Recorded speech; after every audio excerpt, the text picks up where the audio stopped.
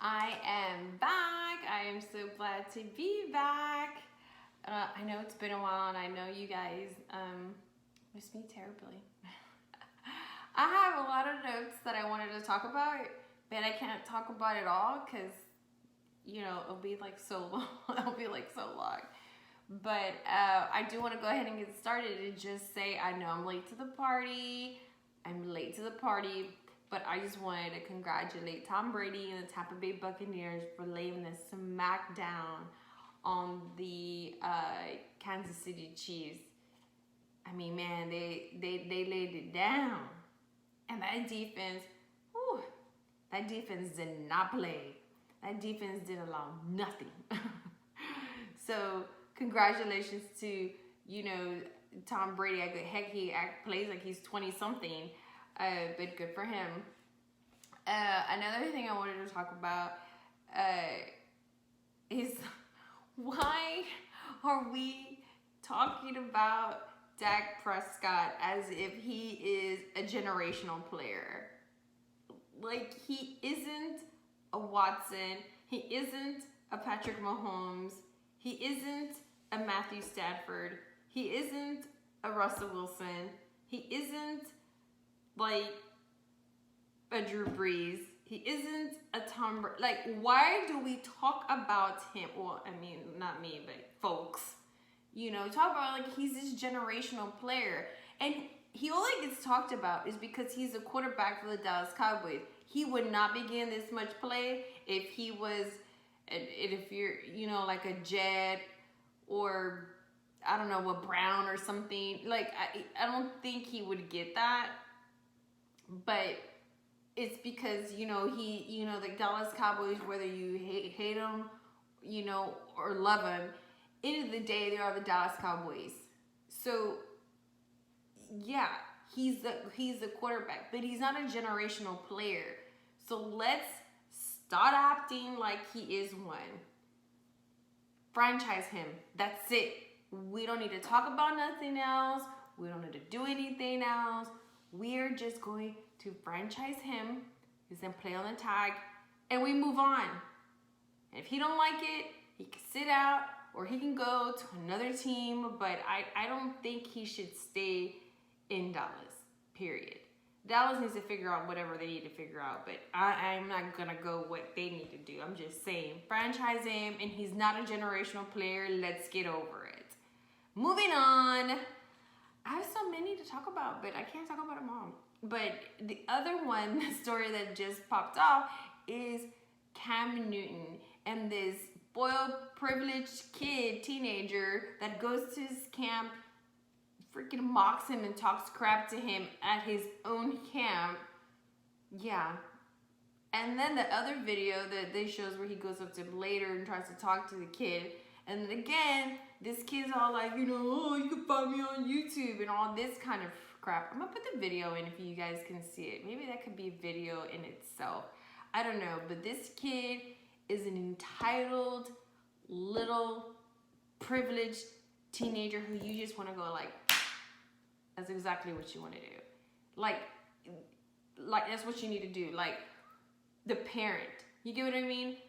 And the kid came out and did an apology and all, and obviously because his parents and his coach probably made him, because it's embarrassing, as a parent, you would be embarrassed. Like, why am I paying for this camp? Why am I sending you to this camp for you to act this way? And the coach too. Like, it's an embarrassment to the coach because what are you raising? Like, not raising, but what are you coaching? So obviously I sent it out because as a coach, you're going to be like, hey, colleges are going to look at this. You went viral and they're going to see this. And you don't want them to think like you are this entitled, privileged kid, which you are, but you don't want them to think that. So I don't think that the apology was that genuine. He's a kid, but still extremely disrespectful. I move on.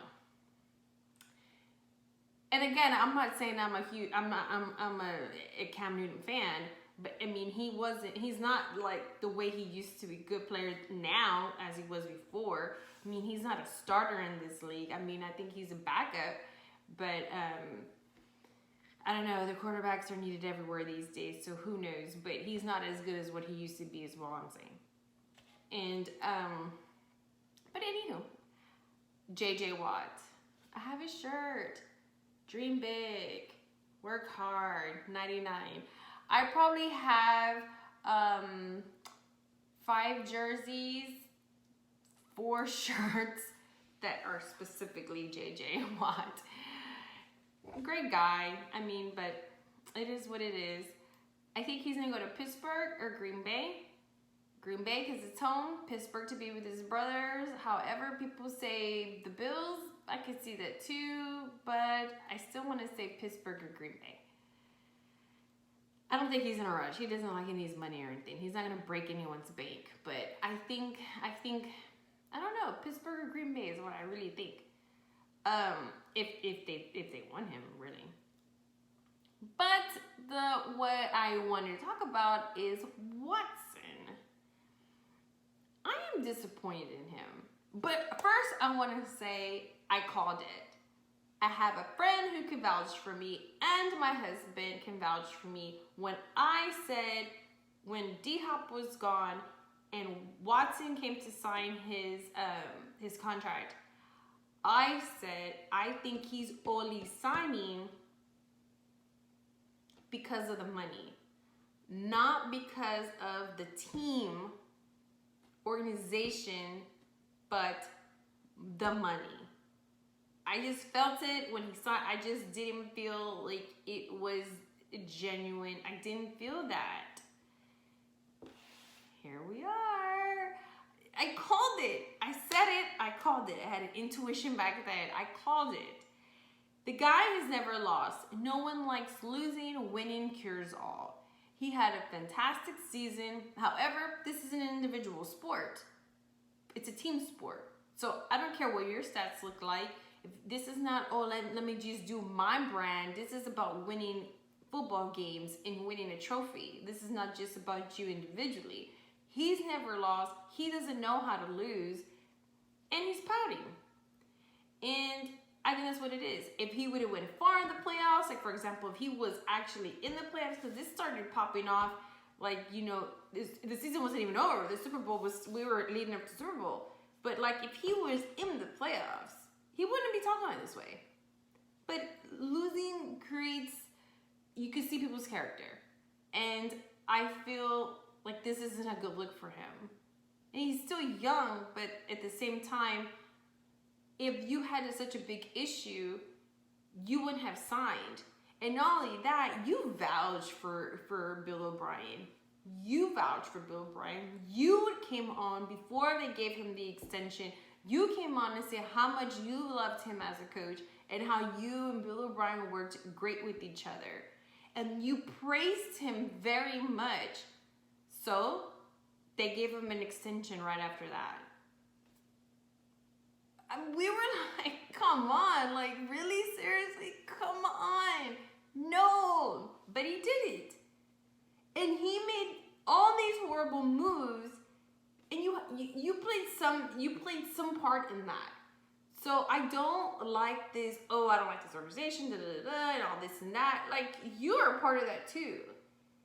And not only, and I'm not letting ownership off the hook on this, they should have never allowed Bill O'Brien to destroy it, because it's going to take years to fix what the mess that he created. I mean, who goes promoted after the embarrassment loss of Kansas City in the playoff game when you're up by so many points? Anyway, I'm getting off topic. But point is, no. I don't think the Texans should let him go. But at the same time, is he going to bust a James Harden? That's the gamble you're going to have to, take. There's teams that are interested in him. 49ers, nope. Let me get my pen, stretch it out, negative. Because that means Jimmy G, and he's a Brock Osweiler, and I said that was a bad idea for the 49ers to pay him all that money to begin with anyway. And he's injured, and no. The next one, Miami, Tua. Tua's, I'm not a big fan of short quarterbacks. I wasn't a huge fan before the draft. I'm not a huge fan now. I don't So, no. Moving on. Broncos are only talking about 3 picks. Next, no. That leaves Panthers and Jets. Panthers, we're hearing what? Christian McCaffrey, Teddy Bridgewater, and some picks. Teddy, I mean, it's no Deshaun Watson. And Deshaun Watson's play is not in question. But Christian, on the other hand, whew, that's really good. I like that. And some picks. It's tight. Again, you don't let Watson go for a bag of coal like they did with Hopkins. That God no. The Jets, Sam Darnold, and some picks. I like Sam. I think Sam's good.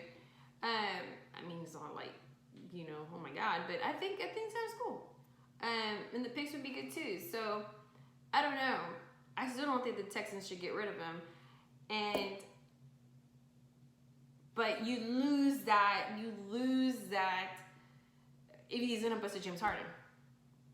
I mean, and the Texans could just sit him out and, you know, fine him and fine, but then that puts us in the position of us not winning. And then that means we need a backup quarterback. Ooh, I got it. Backup quarterback would be Cam Newton. Ooh, that would be awesome. Oh my gosh, now that I think I'm like, wow, yeah, do it. You're gonna need a backup quarterback. You're gonna need a backup plan. If you keep Watson, you're gonna have to have a backup plan. Cam Newton, bring him on. That sounds kind of interesting. I think that could be a possibility. Look at me, just come up with ideas on the fly. I don't know. I mean, but what do you guys think? I think they're, I don't know. The Texans should get rid of him, but you run the risk of him acting a fool. Yeah, I don't know. But I think I do like the back. Now wheels are turning. I do like the backup idea. And yeah, I think get Cam Newton. He's not going to be a starter. But, you know, a good backup, that would be good just to have. Yeah, I like it. Okay. Anyway, it's glad to be back, and I just wanted to bring that up. I'm sure I will come up with some other stuff soon. But anyway, I just wanted to just come back, do this quick video. Hopefully y'all watch it the whole way through. But anyway, I see y'all later. Bye.